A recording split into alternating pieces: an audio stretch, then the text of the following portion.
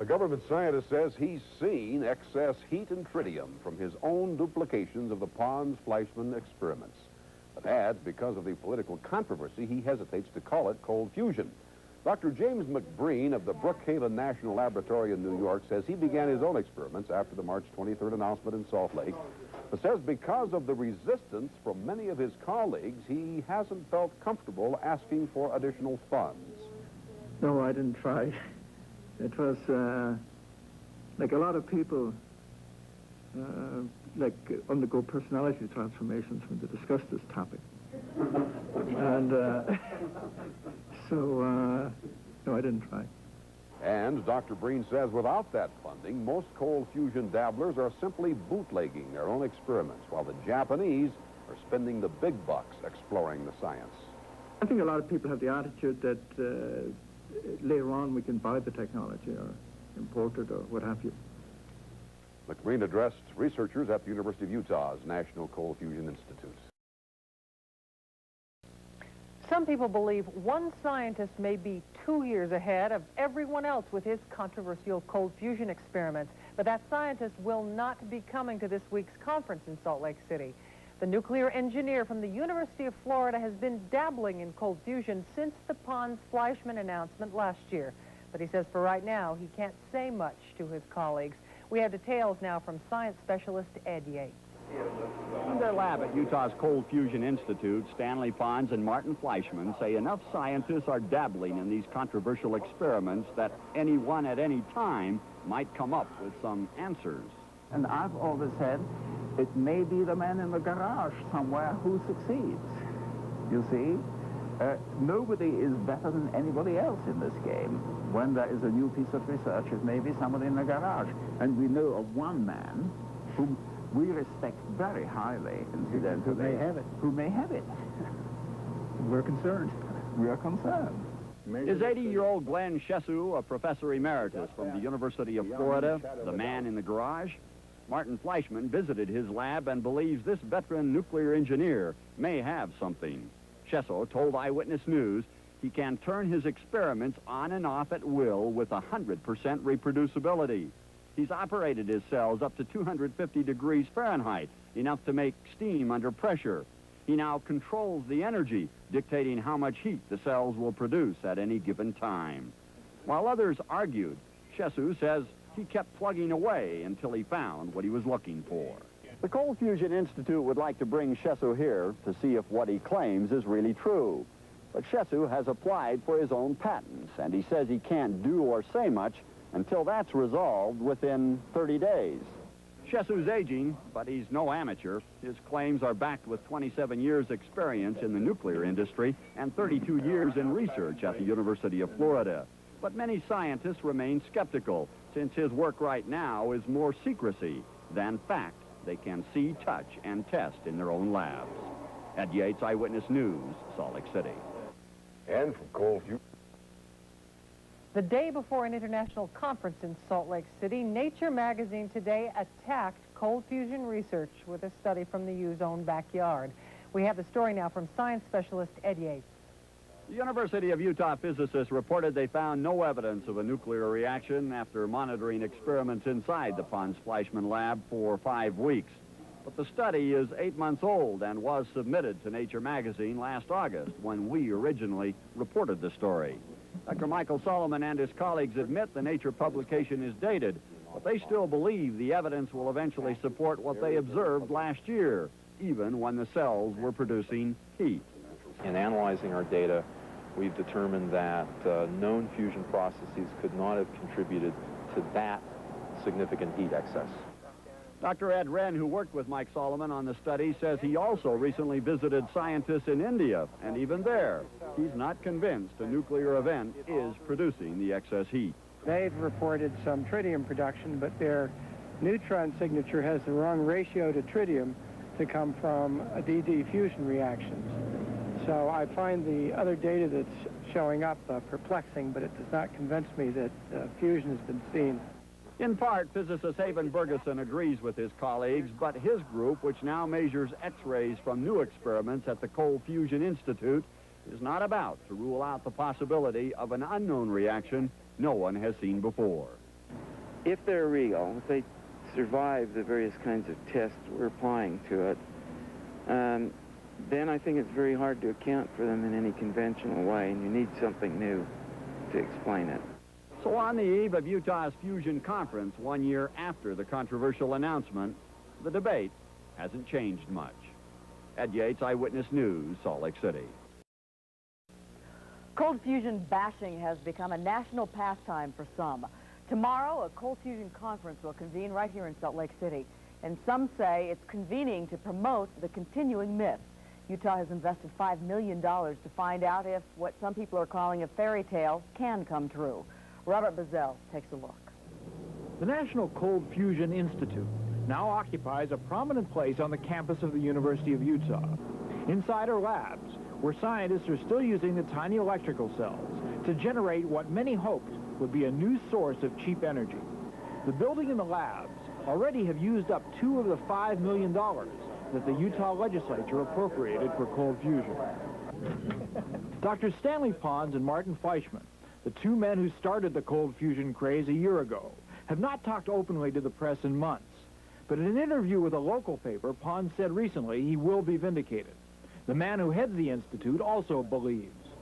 I have absolutely no doubts that cold fusion phenomena have been observed in the institute and in the chemistry department combined. But most of the world's scientific establishment believes cold fusion is a dead issue, despite the continued optimism and the meeting starting tomorrow. Dr. Robert Park speaks for the main organization of American physicists. The corpse keeps twitching, and they're, in fact, having a seance in Salt Lake City this week, in which a group of true believers, a hardy band of the remaining few, are going to meet and congratulate each other on their progress over the recent months. But in fact, there's very little new that I think will take place at that meeting. The believers are not just Pons and Fleischman. In this laboratory at Stanford, a researcher claims these cells continue to churn out excess heat. And in this lab at Texas A&M, chemists say they are detecting the radioactive form of hydrogen called tritium, which could be a byproduct of fusion. But attempts to repeat these experiments in other laboratories have consistently failed. And most scientists now believe the measurements of heat and tritium are simply mistakes. A panel of scientists convened by the Department of Energy visited many labs and concluded there is no evidence for cold fusion. Why then do some scientists and institutions persist? You build up a sort of constituency, a constituency of scientists who have committed their reputation, politicians who have voted public funds to support it, research managers who have committed the resources of their institutions. All these people have sort of an interest in having the issue not quite settled. And though some will say the matter is not quite settled, it is a safe bet that cold fusion will soon bubble off into oblivion. Bazell today said he's not doing any more stories on cold fusion. He equates the quest for cold fusion in Utah to Elvis sightings. Two chemists who sparked a worldwide controversy just over a year ago want an end to what they call the scientific polarization that has stifled cold fusion research. The comments came during the first day of a three-day international conference in Salt Lake. Our science specialist, Ed Yates, was there. While still in the minority, tenacious scientists fascinated with the controversial cold fusion experiments gathered at the University Park Hotel. Dr. Stanley Pons presented new data confirming the Utah heat measurements, but he admits the work for the past year has simply covered old ground. We feel this controversy has put us back at least a year, in developing a tighter theoretical base and things that, so far we've proved nothing additional in the whole year, except we've reconfirmed over and over what we've done. But those reaffirmations of heat, not only from Utah but other groups, is keeping the controversial science alive. Scientists from India reaffirmed their work. Italian physicists joined others in proposing a theory that may explain a clean pathway for fusion never observed before in a solid, but one that could account for the excess heat.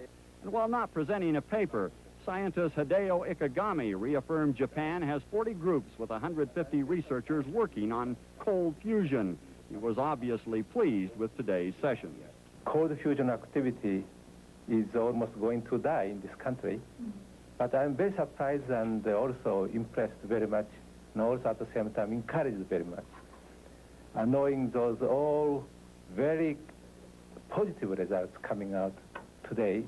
But the conference is not without critics, especially outspoken skeptics like John Huizinga, who say no one yet has come forward with substantial byproducts of fusion that mark a pathway for either a known or unknown nuclear reaction. Unless the people producing lots of heat start giving us some evidence for particles, I think they're going to have to look someplace else to explain the excess heat. It's doubtful this three-day conference will alter what Martin Fleischmann calls the polarization that now separates the believers from the non-believers, but at least he would like to see the split narrow so that the real mystery of cold fusion can at least play itself through once and for all. We want to have you back at 6:30 to tell us about the unusual politics that were being played with the press at that news conference today. We'll get back and talk more about that. As we told you at 6, there is an international cold fusion conference underway in Salt Lake City. Science specialist Ed Yates attended that conference, and he joins us now with more on what went on today. Was this made up primarily of cold fusion believers? Well, Bruce, let me say that the presenters who are actually presenting papers, of course, are believers. These involve members of the so-called Cold Fusion Club that have been dabbling in this work for a long time. But the audience was full of critics, too. So it was countered by critics in the audience who would ask questions of the presenters. We're saying it's an international cold fusion conference. Are there a lot of reporters here? A lot of reporters. I think 100 reporters registered for this conference. I don't know that all 100 came, but there are a lot here, and they're from all over the country and the world. And involving reporters, there was an event that had not so much to do with science as with reporting and politics. Why don't you fill us in on that? Well, you might see some video right here. This was an event that happened during the news conference with Drs. Pons and Fleischmann when Rod Decker from Channel 2 was excluded from the news conference, and here he's talking briefly to Martin Fleischmann after the news conference is over. But Martin Fleischmann and Stanley Pons basically decided that they would not include some members of the media, basically the New York Times, some other national press, and Rod Decker from Channel 2. These are representatives of the press who had shown up, and they just said, no, you can't come in? Well, let me explain the difficulty here, Bruce. Certainly, Drs. Pons and Fleischmann have any prerogative to talk to whichever reporters they want to talk to. But if you hold a news conference, it's highly unusual. And that's the difficulty they ran in today, is that they changed the context of this conversation with reporters to a news conference. And when they did that, of course, that sets up ethical parameters in our own field in which, if it's a news conference, it's public and everyone is included. And that's the difficulty they ran into. Was there any sentiment on the part of the reporters inside to stand in solidarity with their compatriots and say, we all play the game or none of us play the game? I think that the reporters, including myself, were uncomfortable with the situation that developed when it developed into a news conference. I actually had talked to Drs. Pons and Fleischmann prior to the news conference and said that this was a very uncomfortable situation, and I think they ought to include Channel 2. Now, if they'd included all of the local media, that's one thing. That may be okay, and you exclude the national media. I mean, there are some events that we go to. You can be credentialed for news. That's right, exactly. But what happened here is that all of the local media was invited except for Channel 2. What did Rod Decker say about this? He has a reputation in town. I don't know what Rod Decker specifically said to Pons and Fleischmann, Drs. Pons and Fleischmann about the situation. I know that after the news conference back at the hotel, Rod Decker made an effort to contact Stanley Pons and try to get some kind of resolution to why Channel 2 was excluded from the news conference. Interesting. Thanks very much, Ed. An umbrella of skepticism covers them as scientists from around the world gather in Salt Lake to talk about their latest findings on cold fusion. Our science specialist Ed Yates was there today. It was a first for many of these scientists as they toured the University of Utah's Cold Fusion Institute late this afternoon, but few of them now are latecomers dabbling in these controversial experiments. Scientist Hideo Ikegami confirmed Japan has 40 groups with 150 researchers currently working on cold fusion, and all backed with a budget into the millions of dollars. Dr. Ikegami says he would like to collaborate with Pons and Fleischmann. Scientists in India also claim excess heat and tritium from their own experiments. But the conference is not without its critics, especially outspoken skeptics like John Huizinga, who question what he calls the lingering for both known or unknown high-level nuclear reactions. Unless the people producing lots of heat start giving us some evidence for particles, I think they're going to have to look someplace else to explain the excess heat. But a physicist from Italy has joined others now in proposing theories that may explain a pathway for fusion never observed before in a solid, but one that could account for the excess heat. Dr. Giuliano Preparata today chastised his colleagues for what he calls a closed mentality for new ideas. But if you just stay there, rigid, you don't want to talk. People don't want even to, my colleagues, some of them don't even discuss this thing. Then, I mean, there's no way of really going ahead and becoming better. Dr. Martin Fleischmann called for an end to the polarization between the sciences. He's asking for international cooperation to help unravel the mystery that is still very much a part of this science. Ed Yates, Eyewitness News, Salt Lake City. The first annual conference on cold fusion is underway at the University of Utah. Scientists favorable to the idea are here from around the world, but only a few of those critical of cold fusion are attending. Coincidentally, a University of Utah article derogatory of cold fusion appears today in the national science magazine, Nature. KUTV's Rod Decker joins us live from the conference. Rod? Doug, the conference is going on at the University Park Hotel, and they are still in session, and they aren't allowing cameras in their session. Down here by the physics building, I'm with Dr. Ed Wren, who's a radiobiologist, and Dr. Michael Solomon, who's a physicist. And they were in Dr. Pond's lab last summer, and they looked for radiation. And the theory says that if you've got fusion, you got to have radiation. Dr. Solomon, what'd you find? Well, it's the same thing that we reported a number of months ago, and our conclusions haven't changed. During the time that we were in Dr. Pons' laboratory, we saw no evidence for any known fusion reactions occurring in his lab. And it doesn't matter where his cells were located in his lab. If his cells had been at the opposite end of the room from our detector, we would have seen normal fusion processes had they produced an observable amount of excess heat. Dr. Wren, what do you conclude from this? Well, we concluded that during the period we were there, we did not see any radiations resulting from conventional known fusion reactions. How long were you there? You say during the period? We were there, we reported on 5 weeks, but we were there closer to 7.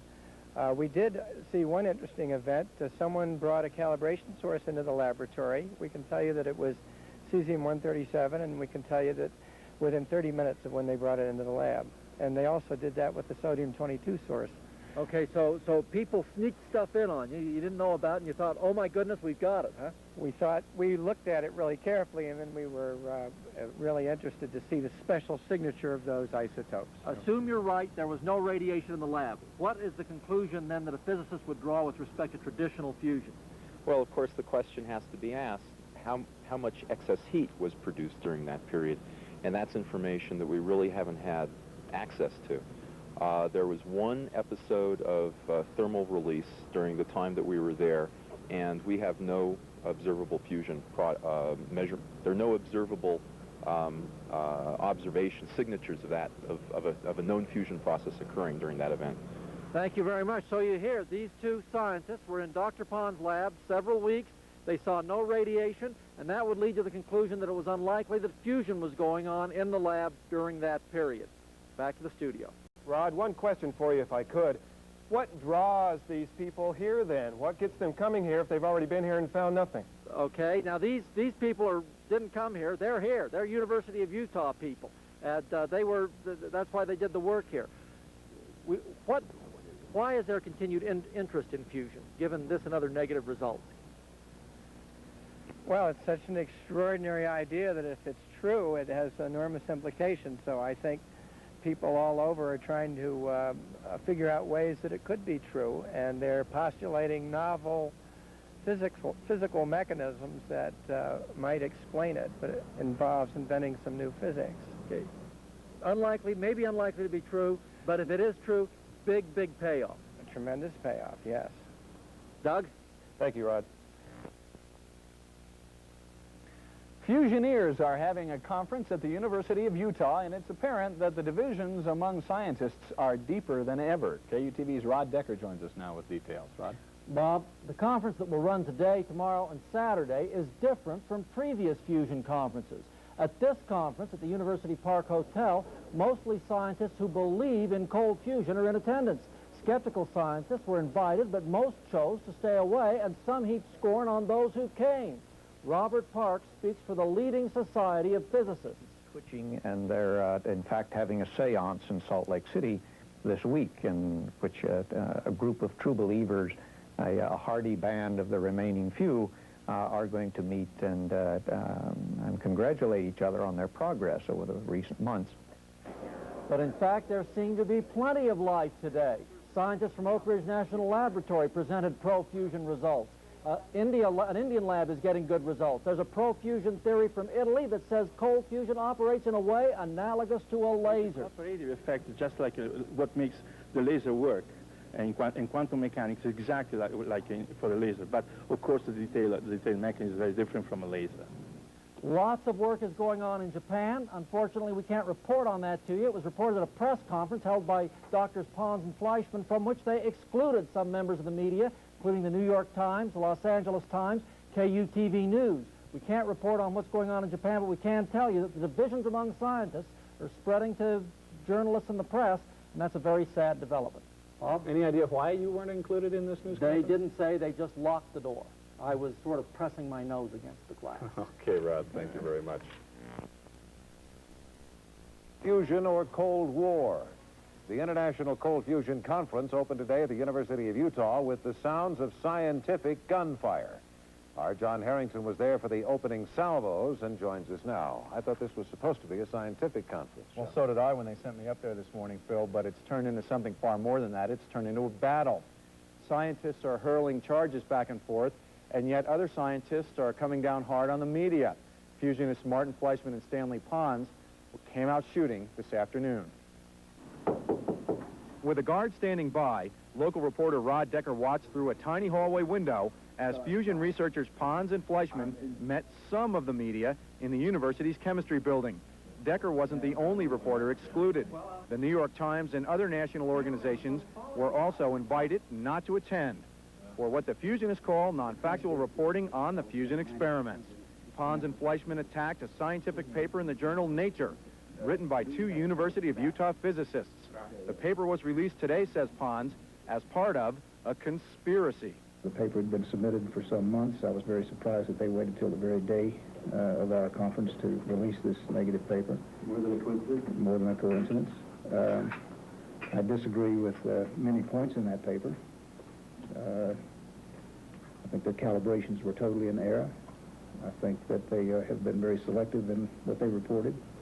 I have written evidence that they saw more than they put in the paper. U of U physicist Michael Solomon, one of the authors of the Nature piece, fired back just minutes ago. As far as our leaving out any data, that is completely untrue and unfounded. We presented every single bit of data that we accumulated in his laboratory.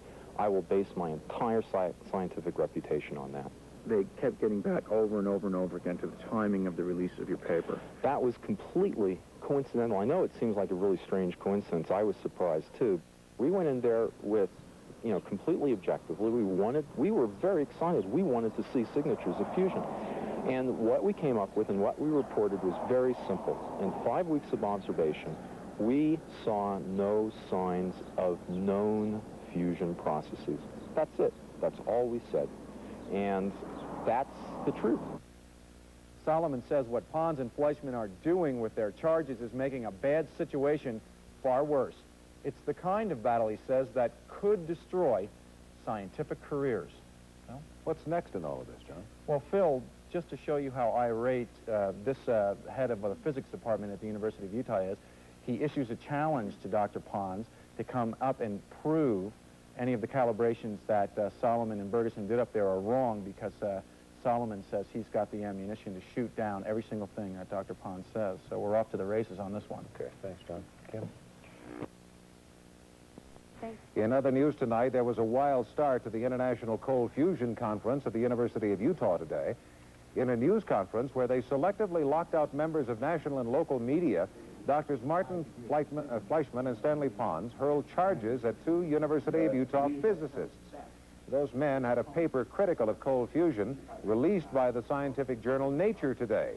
Pons says the paper and its release are part of a conscientious effort by Nature and the physicists Michael Solomon and Haven Bergeson to get Pons and Fleischmann. The paper had been submitted for some months. I was very surprised that they waited till the very day of our conference to release this negative paper. More than a coincidence? More than a coincidence. I disagree with many points in that paper. I think their calibrations were totally in error. I think that they have been very selective in what they reported. I have written evidence that they saw more than they put in the paper. As far as our leaving out any data, that is completely untrue and unfounded. We presented every single bit of data that we accumulated in his laboratory. I will base my entire scientific reputation on that. They kept getting back over and over and over again to the timing of the release of your paper. That was completely coincidental. I know it seems like a really strange coincidence. I was surprised, too.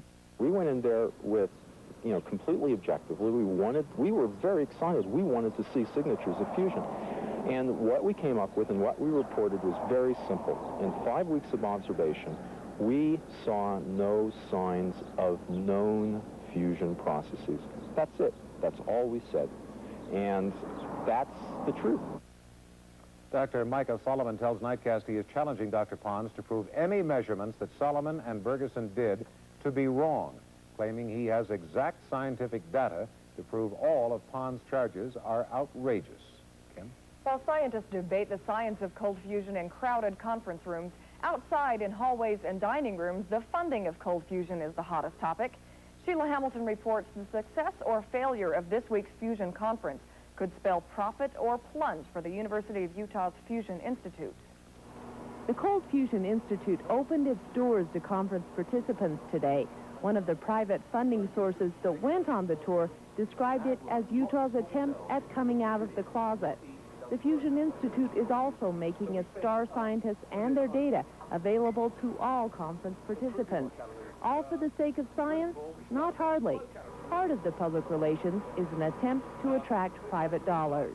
Cold fusion is here to stay, and that the research and development efforts that are being reported on here will convince people that indeed good, solid progress is being made. That, in turn, will have a positive effect on potential sponsors of cold fusion. The success of this conference is crucial to the Fusion Institute's efforts to establish private funding. But those doling out the private dollars may not be willing to move as quickly as the university needs them to. Representatives from General Electric lambasted Pons for the way he has measured his experiments, a bruising blow from a company the university hopes will sign a contract within the next few months. Representatives from the Electric Power Research Institute, the group now funding cold fusion research at several other laboratories, said this week's conference won't result in immediate dollars for Utah. Maybe over time, the data will accumulate to show that these are real phenomena and tell us what they are. At the moment, I don't think we know that.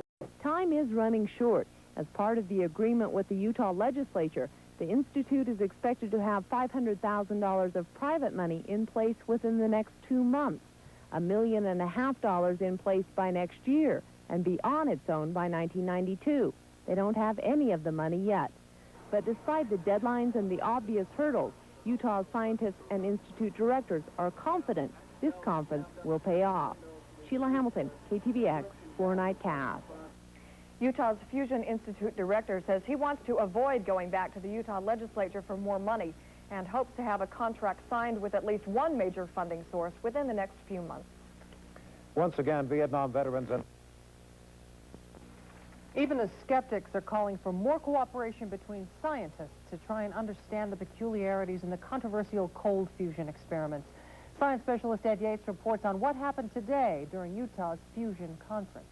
More collaboration between the believers and non-believers. That's where cold fusion may be cautiously moving now as more and more papers confirm anomalies that can't be ignored.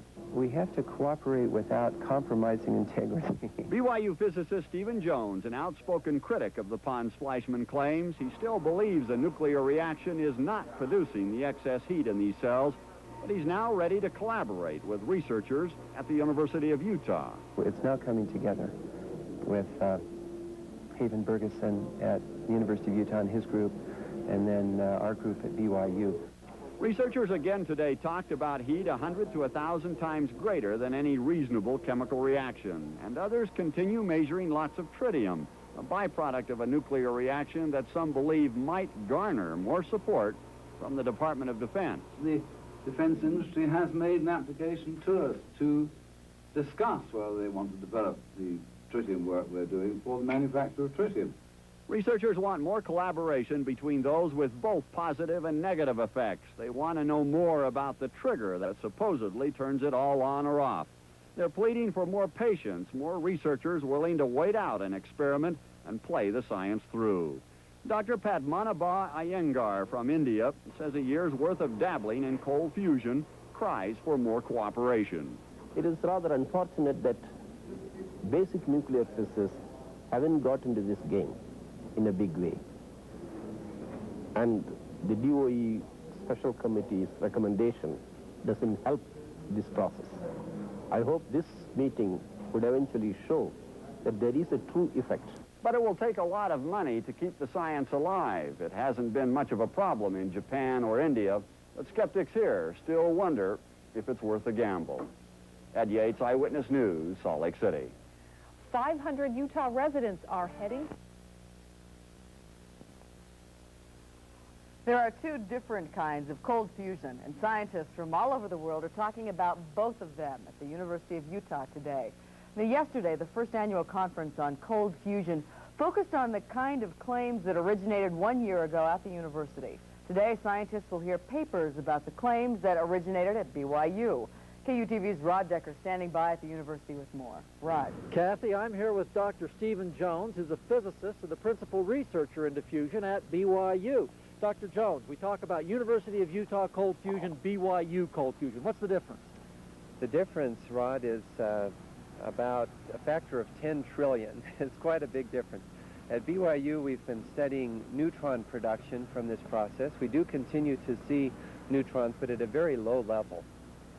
It's very interesting scientifically, and maybe someday we could build it into something commercial, something worth commercial applications. But it's unlikely. A long ways off, and it is unlikely. Now, on the other hand, and by the way, today we've heard from Chuck Scott of Oak Ridge National Lab.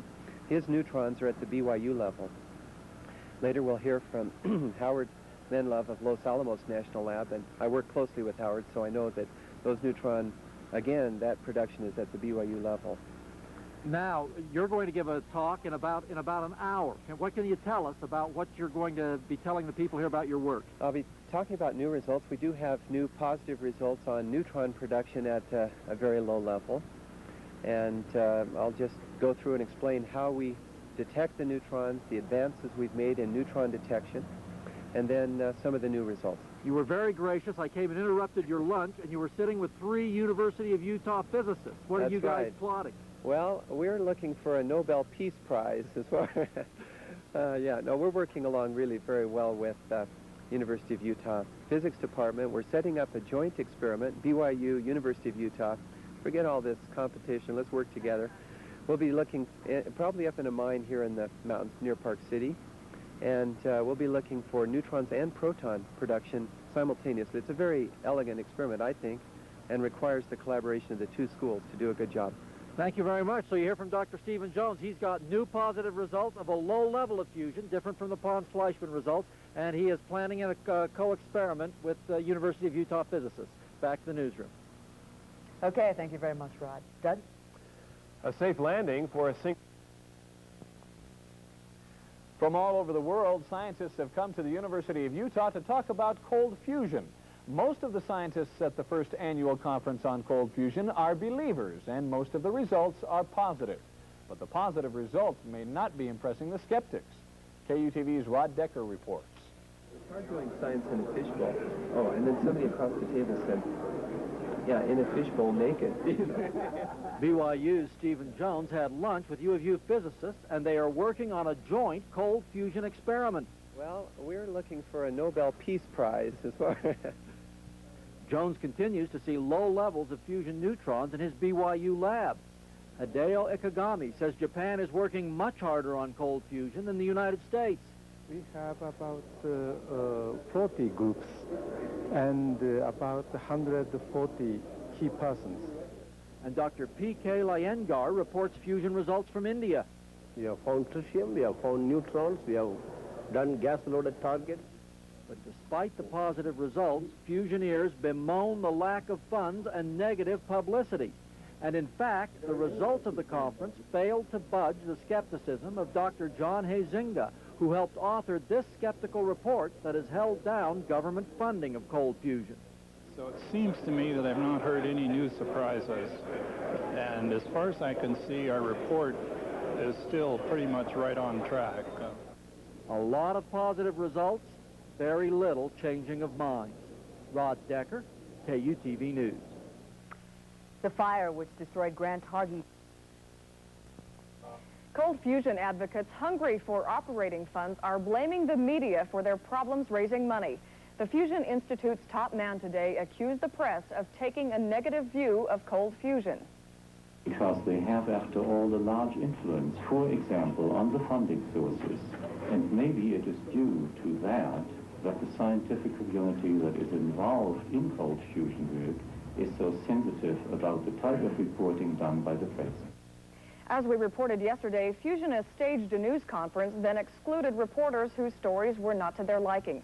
Reporters, on the other hand, have accused some scientists of misleading the press with inaccurate information about experiments. So? There are a few revelations coming out of this cold fusion conference, including at least 3 laboratories claiming to have found evidence of tritium, a byproduct of fusion, and evidence of nuclear reaction. Sheila Hamilton reports that could mean big bucks for fusion research from the defense industry. The Defense Department hasn't paid much attention to cold fusion research until Texas A&M and Los Alamos laboratories published their findings of excess heat and tritium. Now, defense sees cold fusion as a new, less expensive source of tritium. They are just about to start building a $26 billion investment in making tritium. They wonder whether it could be done a little cheaper. The U.S. is interested for obvious reasons. A cold fusion nuclear reactor could be cheaper and safer than current methods of producing nuclear energy. But Bacchus admits there's a double-edged sword to those results. Once more laboratories begin seeing tritium, cold fusion research could become classified. Researchers at the Atomic Research Center in Bombay, India, also claim they're producing large levels of tritium. But because of national defense implications, they're more tight-lipped about their research. You are amongst only 3 laboratories in the world that are coming up with the tritium result. Can you tell us what you attribute that to? Well, probably we're very good at these experiments. Professor Stanley Pons has said he doesn't want to see cold fusion fall into the hands of the defense industry, and he's declined to deal with the Department of Defense. So, thus far at least, the technology pioneered by Pons is making money not for the University of Utah, but for other laboratories. Sheila Hamilton, KTVX 4 News. Researchers from India say they have funded cold fusion research for 50 scientists. Their results will be published in the July issue of Fusion Technology. In the summer. Embattled cold fusion proponents gained important endorsements today from 2 of the U.S. government's most prestigious research agencies, the Los Alamos and Oak Ridge National Laboratories. Other scientists revealed significant findings of tritium, a byproduct of fusion, and evidence of a nuclear reaction. When we see tritium results, great joy flows along the lab. It's a very exciting time. Bacchus claims the defense industry has earmarked $26 billion to pursue tritium production. Only 2 other laboratories, Los Alamos and a lab in Bombay, Italy, have shown evidence of tritium. 1 down, 1 more to go. State regulators today. 9. Scientists from around the world ended a 3-day conference on cold nuclear fusion today.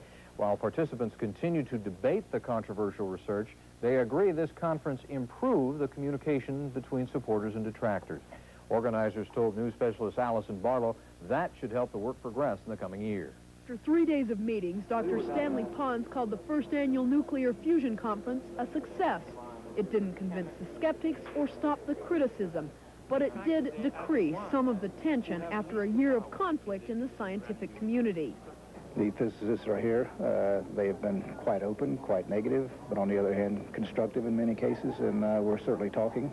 People aren't so dogmatic. It looks like it's been a success as far as getting the cards on the table. This morning, 6 of the 40 scientists who attended the conference held a 2-hour press conference. In that briefing, cold nuclear fusion got some important endorsements from 2 government laboratories, Los Alamos and the Oak Ridge National Labs. As far as I'm concerned, it's unequivocal that people have been able to produce excess power and energy. Similarly, it's unequivocal that several researchers have observed the formation of tritium. Those are the 2 most salient points so far. Now that we have verified our work and are confident of its accuracy, there's no problem in talking to the press and giving out information. But there are still many critics. The professional journal Nature recently headlined one commentary, "Farewell, not fond to cold fusion," and another, "The embarrassment of cold fusion." You know, last year this time he wrote a paper, an editorial, and said the end of cold fusion. You know, so here it is a year later and he's still saying it. Next year he'll still be saying it, and when there's generators running, he'll still be saying it, and that's it. Pons says he hopes that this conference will fuel productive and open discussion with critics in order to find answers instead of fault with cold nuclear fusion. Allison Barlow, Eyewitness News, Salt Lake City.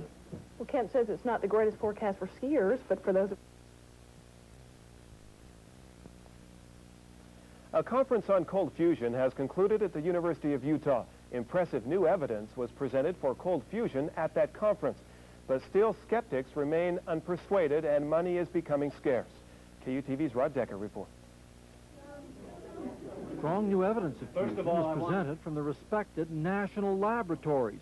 Dr. Ed Storms from Los Alamos. We should look more carefully and make sure that our experiments are done properly.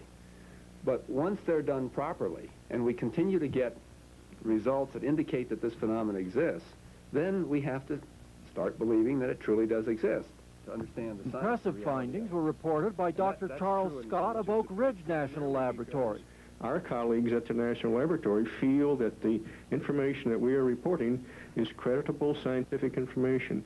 So I think we've made great progress in that respect. Similarly, Dr. Scott has found heat in a closed cold fusion system, something critics said would help persuade them cold fusion was real. But the critics are not persuaded. Today, these scathing articles from the prestigious science magazine Nature arrived in Salt Lake City. Nature published for the first time work done by these U of U physicists last spring in Dr. Stanley Pons' lab. During the time that we were in Dr. Pons' laboratory, we saw no evidence for any known fusion reactions occurring in his lab. And Nature editorialized that cold fusion deserves unrestrained mockery and unqualified vituperation. So despite strong positive results at the U of U conference, much of the scientific community believes cold fusion is undeserving even of reasoned debate. Rod Decker, KUTV News. 4 Montana prisoners are on the... Cold fusion is either close to proven science or licensed magic, depending on who you believe. Many scientists at the Cold Fusion Conference at the University of Utah today said they have results confirming cold fusion. Editorials in Nature magazine said cold fusion is an embarrassment to science. KUTV's Rod Decker reports. Most papers at the conference presented evidence for cold fusion, and Dr. Martin Fleischman was pleased. There has now been such a substantial confirmation of the various aspects of the work which we first described in March. Strong evidence came from prestigious national laboratories. Dr. Charles Scott says he measures heat from cold fusion in a closed system. as far as I'm concerned, it's unequivocal that people have been able to produce excess power and energy. Unequivocal.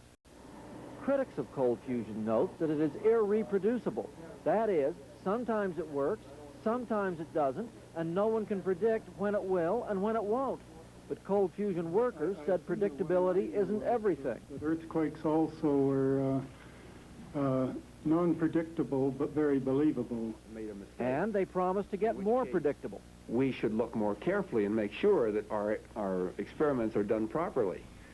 But once they're done properly, and we continue to get results that indicate that this phenomenon exists, then we have to start believing that it truly does exist. Critics are unpersuaded. Today, scathing articles from the prestigious science magazine Nature reached Salt Lake City. Those articles say cold fusion is an embarrassment to science and deserves unrestrained mockery and unqualified vituperation. So despite positive results, some critics believe cold fusion no longer deserves even a reasoned response. Rod Decker, KUTV News. A local school fights back against a growing gang threat. No more gang colors allowed. Plus tragedy at an amusement. The first annual conference on cold fusion wrapped up today in Salt Lake after 4 days of heated debate, and scientists admit the issue is far from resolved. Those who support the concept of cold fusion say the skeptics are beginning to agree with them about some of the key elements, but others are still expressing doubts. The fascinating thing is that the majority of scientists now in there agrees that we are dealing with nuclear phenomena. The phenomena is there, but there's still a certain amount of disbelief until they can reproduce it. I would hope that would come during the next 6 to 12 months. One thing all the scientists seem to agree on is that it takes a long time for scientists to agree on anything. Several animals in a soon-to-be-open petting zoo in Salt Lake were killed last night. Two physics professors at Idaho State University in Pocatello say they have created cold fusion. The Idaho State experiment is different from the Pons-Fleischmann experiment here at the U. The Idaho researchers are using titanium rods in deuterium gas. The professors say they've detected neutrons, an almost sure sign a nuclear reaction is taking place. However, their experiment does not give off the amount of energy claimed in the Utah cold fusion experiment. On the subject of cold fusion, the University of Utah says that cold fusion scientist Stanley Pons is not speaking for the university when he is attacking university physicist Michael Solomon. Hugo Rossi, the dean of the College of Science, broke his silence today on the Pons accusations of last week that Solomon intentionally wrote an inaccurate paper in Nature magazine to make Pons and cold fusion look bad. John Harrington reports on the widening scientific and personal disputes. I'm convinced it's proper science. Dr. Hugo Rossi was running the university's Cold Fusion Institute last summer when Dr. Michael Solomon led a team of scientists in looking for nuclear fusion in Pons's experiment. Despite the fact they found no evidence of a fusion reaction, Rossi says Solomon and his experts conducted themselves in the highest ethical fashion.